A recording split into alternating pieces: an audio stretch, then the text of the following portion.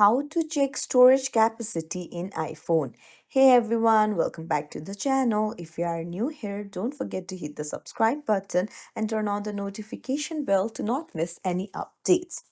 So it's really simple to check your storage capacity on your iPhone. For that, you'll need to head over to settings, then go to general.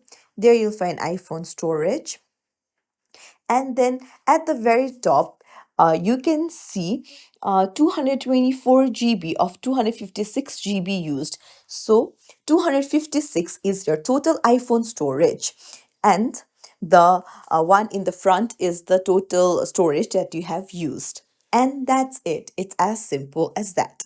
Now, if you want to check your storage of each app, so you can scroll down and see which app is taking how much space. If you found this tutorial helpful, don't forget to like and subscribe to our channel for more tips and tricks. Thank you for watching.